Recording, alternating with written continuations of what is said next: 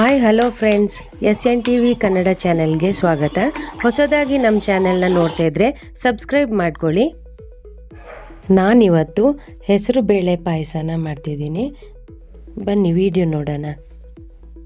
ನಾನಿಲ್ಲಿ ಒಂದು ಕಾಯಿನ ತಗೊಂಡಿದ್ದೀನಿ.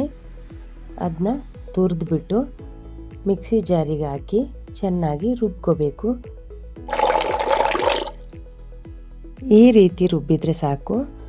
ಇವಾಗ ಒಂದು ಪಾತ್ರೆಗೆ ಒಂದು ಬಟ್ಟೆನ ಹಾಕಿಬಿಟ್ಟು ಚೆನ್ನಾಗಿ ಹಿಂಡಿ ಕಾಯಿ ಹಾಲು ತೆಗಿತೀನಿ ನೋಡಿ. ಸ್ವಲ್ಪ ನೀರು ಹಾಕಿದರೆ ಸಾಕು. ನಾನು ಕಾಯಿನ ಒಂದೇ ಸಲ ರುಬ್ಕೋತೀನಿ, ಮತ್ತೆ ರುಬ್ಬಕ್ಕೆ ಹೋಗಲ್ಲ. ಇದರ ಜೊತೆಗೆ ಏಲಕ್ಕಿನೂ ರೆಡಿ ಮಾಡ್ಕೊಳ್ಳಿ. ಈ ಥರ ಪುಡಿ ಮಾಡಿಟ್ಕೊಂಡಿದ್ದೀನಿ ನಾನು. ಇದು ನೋಡಿ ಗೋಡಂಬಿ, ನಾನು ಇದನ್ನೇ ಕಟ್ ಮಾಡಿಕೊಂಡು ಗೋಡಂಬಿನ ಮಾಡಿಟ್ಕೊಂಡಿದ್ದೀನಿ. ಇದರ ಸಿಪ್ಪೆ ತೆಗಿಯೋಕ್ಕೆ ಮಾತ್ರ ಸ್ವಲ್ಪ ಬಿಸಿ ನೀರಲ್ಲಿ ಹಾಕಿಡಬೇಕಾಗತ್ತೆ, ಇಲ್ಲಾಂದರೆ ಎಬ್ಬಿಸೋಕ್ಕೆ ಸ್ವಲ್ಪ ಕಷ್ಟ ಆಗುತ್ತೆ. ನಾನಿವತ್ತು ಶೇಂಗಾ ಎಣ್ಣೆಯಲ್ಲಿ ಗೋಡಂಬಿನ ಹುರ್ಕೋತಿದ್ದೀನಿ. ನೀವು ಬೇಕಾದರೆ ತುಪ್ಪದಲ್ಲೇ ಹುರ್ಕೊಳ್ಳಿ. ತುಪ್ಪ ಇಲ್ಲದೇನೂ ಪಾಯಸ ಮಾಡ್ಬೋದು ನಾವು.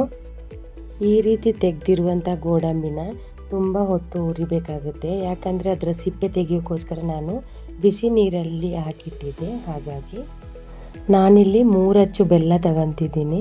ಇದು ಆರ್ಗ್ಯಾನಿಕ್ ಬೆಲ್ಲ.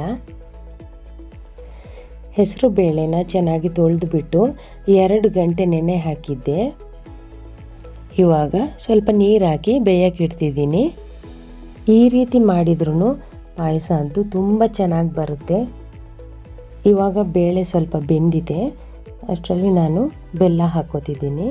ಹೆಸರು ಬೇಳೆ ಪಾಯಸ ತುಂಬ ರುಚಿಯಾಗಿರುತ್ತೆ.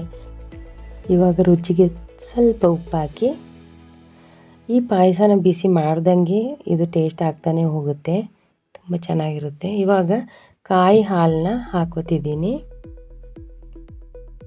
ಹಾಕಿ ಸ್ವಲ್ಪ ಮಿಕ್ಸ್ ಮಾಡಿ ಇವಾಗ ನೋಡಿ ಚೆನ್ನಾಗಿ ಕುದೀತಾ ಇದೆ.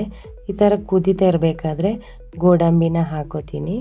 ದಿನ ಒಂದೇ ರೀತಿ ಪಾಯಸ ಮಾಡೋಕ್ಕಿಂತ ಈ ಥರ ಬೇರೆ ಬೇರೆ ಥರ ಪಾಯಸ ಮಾಡಿಬಿಟ್ಟು ಟೇಸ್ಟ್ ಮಾಡಿ ನೋಡಿ, ತುಂಬ ಚೆನ್ನಾಗಿರುತ್ತೆ ಇದು.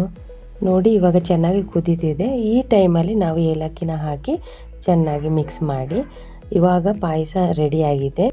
ನಿಮಗೂ ಇಷ್ಟ ಆಯ್ತಲ್ವಾ? ಹಾಗಾದರೆ ತಡೆ ಯಾಕೆ, ಲೈಕ್ ಮಾಡಿ, ಶೇರ್ ಮಾಡಿ, ಸಬ್ಸ್ಕ್ರೈಬ್ ಮಾಡಿ ಅಂತ ಹೇಳ್ತಾ thank you for watching. Bye.